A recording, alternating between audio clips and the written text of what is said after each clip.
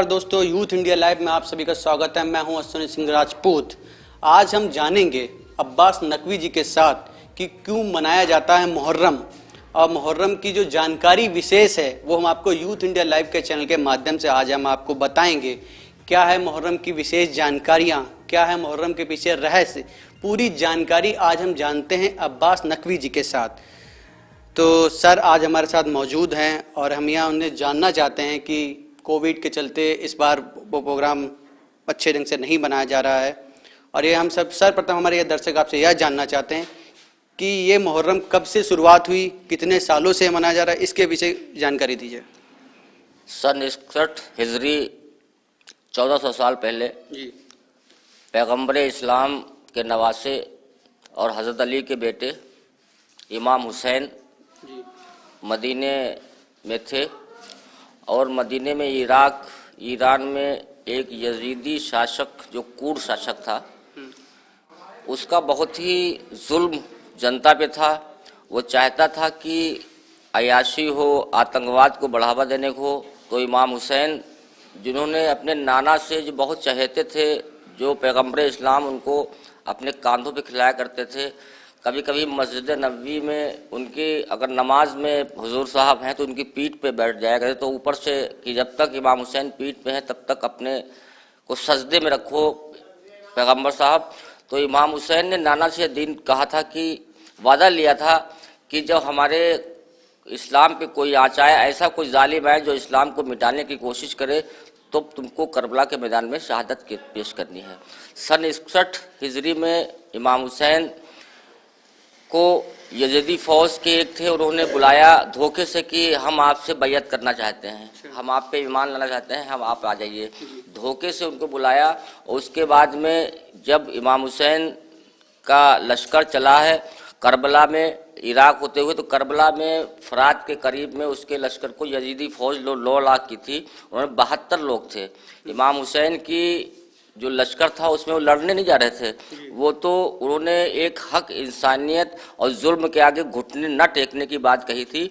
तो करबला में 72 लोग थे, जिसमें छोटे छोटे बच्चे थे। 6 माह का अली असगर था, 18 साल का उनका बेटा अली अकबर था, उनका भतीजा कासिम था, उनके भाई हज़रत अब्बास थे, उनकी बेटी एक छोटी बेटी थी आपकी सकीना थी, और उनकी घर की औरतें थी। कोई लड़ने जाता है तो अपने परिवार की औरतों को, 6 माह के बच्चों को लेकर नहीं जाता है।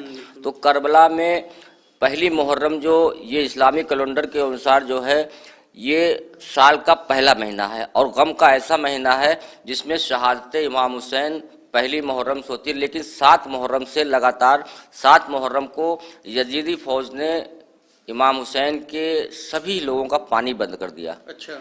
3 दिन तक वहाँ पर जेठ और जून की बहुत ही गर्मी थी, रेगिस्तान का इलाका था, और 3 दिन तक, एक दिन पानी का हाल क्या होगा, 3 दिन तक उन बच्चों को, उन सभी को पानी बंद कर दिया। वो ये चाहता था किसी न किसी तरीके से इमाम हुसैन आए और कहें कि तुम्हारा जो कानून है उस कानून को हम मानेंगे। उन्होंने कहा मैं किसी भी कीमत में तुम्हारा ये आतंकवाद का जो तुम्हारा बढ़ावा है इसको मैं नहीं बर्दाश्त करूंगा। वो कोई और नहीं थे, वो हमारे ही आपके, वो भी नमाज पढ़ते थे, वो भी दाढ़ी रखे थे, वो मुसलमान थे, न क्रिश्चियन थे न हिंदू थे। उनका केवल मकसद ये था कि इस्लाम को इतना दहशतगर्द बना दिया जाए कि लोग इस्लाम को दहशतगर्द और आतंकवाद के नाम से जाने। उसी का इमाम हुसैन ने बहुत ही डटकर मुकाबला किया कि इस्लाम तलवार की जोर पे नहीं जीतता है, इस्लाम जो है पैगंबर इस्लाम और हज़रत अली के मोहब्बत खुलूस से जीता है। मैं तुम्हारे आतंकवाद, तुम्हारे जुल्म के आगे घुटने नहीं टेकूंगा, मैं सर कटाना बेहतर समझूंगा। इसलिए 7 मुहर्रम से जो पानी बंद हुआ, तो 8-9 मुहर्रम की रात में इमाम हुसैन ने अपने कुनवे के लोगों को बुलाया, और उनके साथ में 1-2 दोस्त थे उनके, जो उनको कहा कि अपना कि आप लोग जाना चाहते हो तो चले जाओ, कल 10 मुहर्रम है, कल हम अपनी शहादत पेश करेंगे। उन्होंने 10 मुहर्रम एक एक करके सबको भेजा, यहाँ तक कि उन्होंने अपने छोटे बेटे अली असगर जो 6 माह का था उनको गोद में लिया, और यजीदी फौज से पूछा कि इसकी क्या गलती है, इसको तुमने 3 दिन से पानी बंद किया है, ये मासूम बच्चा है, चलिए गलती मेरी है, लेकिन इसकी क्या गलती है, इसको तो पानी पिला दो, लेकिन वो भी तरस न खाया। ऐसे जालिम इंसानियत जो शर्मसार हुई है, दुश्मन भी बच्चों को पानी पिलाती है, उस बच्चे को भी बेरहमी से उन्होंने कत्ल कर दिया। और 10 मुहर्रम को इमाम हुसैन ने एक दिन में सुबह से लेकर शाम तक एक व्यक्ति ने 72 लाशें उठाई हैं। एक लाश लाते थे अपने खैमे में, फिर दूसरी लाश, समझ लीजिए इमाम हुसैन एक दिन में उनके बाल सफ़ेद हो गए थे। उसके बाद में आखिर में जब सब शहीद हो गए तो अपने आप शहादत जंग के लिए गए। जंग करने के तो उनको गुस्सा बहुत था, उन्होंने गुस्से में तलवार चलाई और यजीदी फौज पे ऐसे वार किए तो उनमें यजीदी फौज भागने लगी। तभी कुदरत की आवाज़ आई कि इमाम हुसैन जंग लड़ने आए हो, सर कटाने आए हो या सर काटने आए हो? नाना से किया हुआ वादा भूल गए हो? इमाम हुसैन ने अपनी तलवार को म्यान में रखा और सजदे में नमाज के लिए गए। तभी यजीदी फौज जो भागी हुई थी वो सिमटी और इमाम हुसैन का सर काट के नेज़े पे किया। लेकिन आज तक सर काटने वाला का नाम जो है दुनिया में लेने वाला नहीं है। जिसका सर कटा है आज भी उस सर उसका बुलंद है। इसी याद में इस मुहर्रम का त्यौहार, चाहे वो हिंदू हो मुसलमान हो, हर फिरके के लोग इस इमाम हुसैन जो अजीम शान का कुर्बानी दी है, इसको बहुत ही अकीदत के साथ मनाते। ये नहीं है कि इसे मुसलमान ही मनाते हैं, हर धर्म के लोग, चाहे वो शिया हो, सुन्नी हो, ब्राह्मण, आपके हुसैनी ब्राह्मण हैं, राजपूत हैं, बहुत अंजुमने हैं, हर फिरके के लोग इमाम हुसैन को इसीलिए मानते हैं कि सबसे पहली जंग अगर आतंकवाद के खिलाफ किसी ने लड़ी है, आतंकवाद के खिलाफ किसी ने अगर मोर्चा संभाला है तो वह इमाम हुसैन है। चाहे गांधी जी ने कहा हो कि गांधी जी ने भी बहुत अच्छी बात कही कि हुसैन जैसे हमारे 72 साथी मिल जाते तो अंग्रेजों से मैं 24 घंटे के अंदर हिंदुस्तान खाली करवा देता।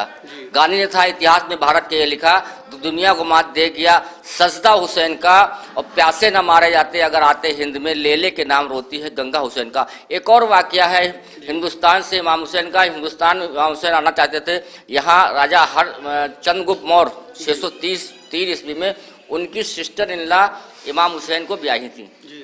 तो इमाम हुसैन ने चंद्रगुप्त मौर्य को एक पत्र लिखा कि हिंदुस्तान बहुत ही अच्छा देश है, जहाँ हर फिरके के लोग, एक बहुत ही खूबसूरत गुलदस्ता है, वहाँ हम आना चाहते हैं। तो जब तक चंद्रगुप्त मौर्य की फौज इमाम हुसैन का इस्तकबाल करने के लिए इराक के लिए रवाना हुई, पैदल फोर्स गई थी, जब तक वहाँ करबला पहुँचती तब तक इमाम हुसैन के सारे साथी इमाम हुसैन शहीद कर दिए गए थे। चंद्रगुप्त मौर्य की फौज ने भी उस यजीदी फौज से जंग लड़ी, वो भी शहीद किए। कुछ जो बचे बाद में आके चंद्रगुप्त मौर्य को पूरा किस्सा बताया। इसीलिए हिंदुस्तान में बहुत ही अकीदत के साथ में एक रिश्ता इमाम हुसैन से हिंदुस्तान का है, इसीलिए यहाँ भी बहुत ही अच्छे तरीके से मनाया था। लेकिन इस बार कोविड-19 सरकार की गाइडलाइन, प्रशासन की गाइडलाइन और हमारी अंजुमन की तरफ से हम लोगों ने कोई जुलूस न 5 मुहर्रम निकाला है, न 7 मुहर्रम निकाला है, न 8 मुहर्रम निकाला है, न कल 10 मुहर्रम का ताज़िया का जुलूस नहीं निकाला, क्योंकि एक ऐसी बीमारी वबा है हम लोग गम मना रहे हैं। हम लोगों ने चाहे अंजुमन के नौजवानों की अंजुमन हो 5-5 लोगों की बनाई है, औरतों की अंजुमन 5-5 लोग, जो 5-5 लोग घरों घरों में मत करते हैं। तो सोशल डिस्टेंसिंग का पालन करते हुए सभी लोग इस सरकार के दिशा निर्देशों का पालन करें, क्योंकि ये बीमारी अगर जिंदा रहेंगे तो अगले साल हम गम मनाएंगे, जिंदा नहीं रहेंगे तो गम कैसे मनाएंगे। तो इमाम हुसैन का गम भी मना रहे हैं और उसी के साथ में इमाम हुसैन को याद करने के साथ इस कोविड-19 के दिशा निर्देशों का पालन भी कर रहे हैं। हमसे जुड़ने के लिए हमारे चैनल को सब्सक्राइब करें, जिससे खबर और अपडेट आपको सबसे पहले मिले। देखते रहिए यूथ इंडिया।